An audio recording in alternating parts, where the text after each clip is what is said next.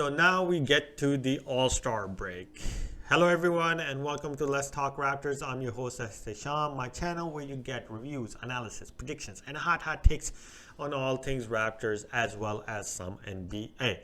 So the Raptors played their last game before the All-Star break against the Minnesota Timberwolves, and this game was not exciting between the end of the first quarter till the start of the fourth quarter. So without a further ado, let's talk Raptors versus the Timberwolves. So let me get this out of the way. Everybody, respects Patrick Beverley's, grit, grind, and, the annoyingness he brings. But this guy's a little bitch, okay? First of all, dude, there is a limit to the antics you need to be pulling, okay? He does shit that is just not part of the game, that just ruins the game's flow. Like, the taste, you just get a dirty taste in your mouth. Like, what is this guy doing? Like, getting a technical even before the game starts, and that against a 23-year-old, a person in Gary Trent Jr., who you aren't even close to his ankle in talent level, man. You're not even his pinky toe. Okay, you're that garbage compared to Gary Trent Jr.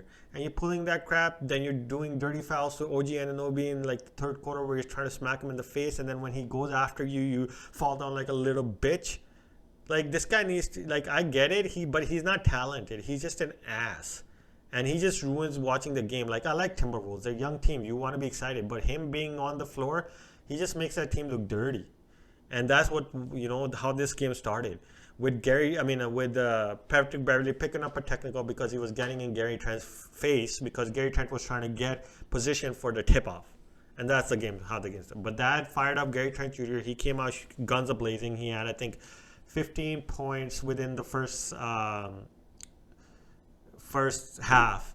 And, the Raptors are rolling. We take about a 13-point lead by the mid to late first quarter. Eventually, the Timberwolves made a comeback. And then by the halftime, the Raptors are pretty much closer to tie with them.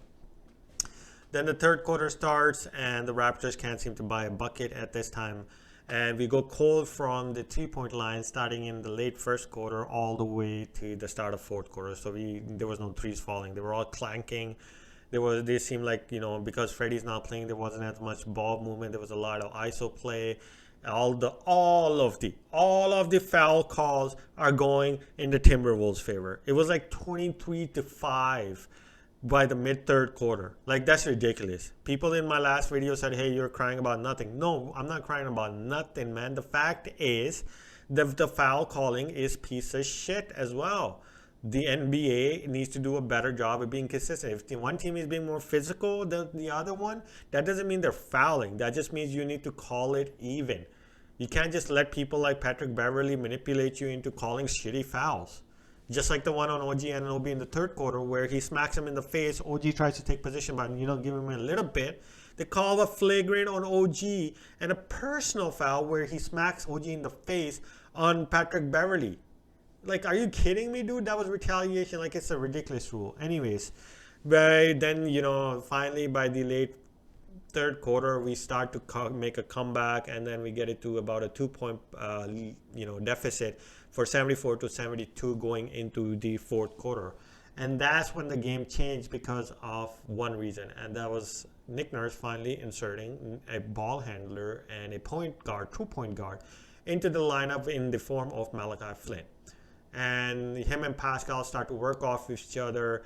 Pascal tries to get to the bucket. There is, D'Angelo Russell fouls him. Finally, we get a call, and he picks up a technical. And the Raptors end up taking a 1-point lead. Then, we get a defensive stop, and Malachi and Pascal work it around. And then it gets to Chris Boucher, who nails a three-pointer from the corner, puts us up by 4. The next play, we get a transition bucket where, Pascal passes it to Malachi. Malachi, again, being a point guard, makes the right play, passes it to Patrick Chua at the corner, who nailed a 3-point shot and puts us up by 7 at that point. And then there were some other street plays that Malachi made where he, saw, what was his name? Thaddeus Young cutting into the bucket, and he passes him right underneath the basket, gets a layup, puts us up about 9. And, eventually they cut it down to about 5 with about, I think it was 4 minutes ago or 2 minutes to go. And Gary Trent Jr., just comes out and he's like, fuck this, man. Let's ice this bitch. And he nails a 3-point shot from the arc, and it is up by 8 with 1 minute and about 40 seconds to go, and the game is over. So that was pretty much it. The Raptors win this game 103-91. So there are a few key takeaways that I have from this game. Number one is that the Raptors, whenever they decide to actually play defense, they can hold good teams, great teams, to below 100 points. I think so. Because when we start to play defense, we're covering the corner shot, which is the most looked after shot in the NBA. We end up protecting it very well, or either contesting it instead of leaving it open. When you look at the Raptors, when they're not really into the rhythm, you'll see those corner shots being wide open, where they're actually wanting to play defense. Nobody's getting to the bucket. Everybody's deflecting balls, and that corner shot is a lot more difficult. Usually, people have to dribble to the side, try to make space because they know somebody's coming, because the Raptors have finally decided to play defense. And that is exactly what happened from the point of the late third quarter to the end of the game, is what the Raptors started to do, was play defense. The second key takeaway I have, guys, is Nick Nurse needs to play Malachi Flynn more minutes, because the way this kid played today, especially coming in the fourth quarter when we're down by 2 and the game is in crunch time, he made all the right decisions. Okay, I know his shooting isn't great. I know he's getting to the bucket, but I think that will come if he gets more minutes. I like Delano Banton, but he is very raw, and you can see that from him. When he's going on a fast break, he's not seeing the floor as well. He's playing at a very hectic pace. Whereas when Malachi gets the fast break, he's still looking around. He's playing at a better pace and, a quick pace. It's still transition, but he's still playing at a pace where it doesn't turn into a turnover or a broken play or things like that. He did these sweet, in transition. Today he did the pass to, like I said, to Thaddeus Young underneath the basket, got us 2 points, put the lead back up. Then he had another same type of play where he saw Thaddeus Young cutting underneath the bucket, passes it to him. Yes, Thaddeus tried to pass it to Precious, which turned into a turnover, but Malachi Flynn made the right pass. And when you don't have a ball handler like Freddie VanVleet, you need a ball handler, man. Like, I get it, we're trying to go big, everybody can handle the ball, this and that. No, but these tinier guards, that's what they practice. That is what they're good at, is dribbling the ball, getting to the bucket, doing all the things that are necessary. And you do need that unselfish point guard, especially for your second unit, who can get the other guys going. And I think Malachi Flynn can get into that role if you just tell him to do that. He wants to be on the floor, and he's willing to do anything for it. And I think it would just help our offense a little bit more, because what I've noticed, which is my third key takeaway, is the bench unit is starting to get better. You're getting more consistency from Chris Boucher, who's scoring, regular points, rebounding well, blocking shots, doing everything well. Thaddeus Young looked damn good today. He got 10 points today, getting to the bucket, creating the shot for others underneath the bucket. He's quick. He's cutting to the basket really well. And then Precious is finally accepting the role as a backup, power forward / center, because he's just going in there trying to get every rebound there is, finally trying to get to the bucket. He's taking the right 3-point shots, which are coming at the corner, which are wide open. He's making passes now. So that's creating something for your bench unit, right? That's giving you 3 guys off to the bench. Now, what they need is, you can't play Freddie VanVleet all game. They need somebody who's going to get them the ball at the right spots, and that is the guy in Malachi Flynn. So I think Nick Nurse really needs to give this kid an opportunity, right? Like, Delano Banton's got a long way to go. He's on a rookie deal, right? You can work with him as much as you want, but Malachi needs to move forward, and he hasn't been allowed to do that since he's been in the NBA, since he's been with the Raptors, and the Raptors aren't that type of team. The last key takeaway I have for you guys is something's up with OG Anunoby, man.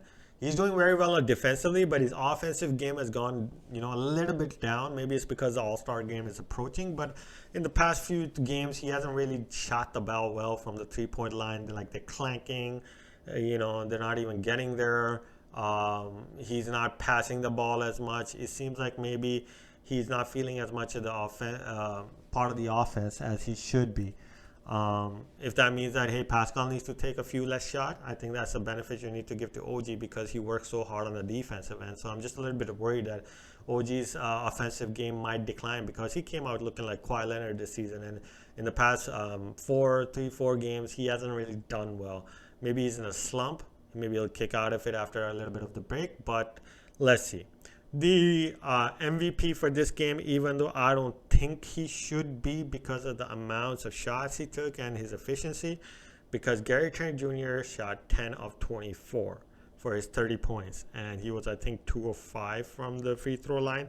But anyways, I gotta give it to the guy just because he iced it in Patrick Beverley's bitch face, okay? We were down by 5. Patrick Beverley's doing, oh yeah, I got this 3-pointer.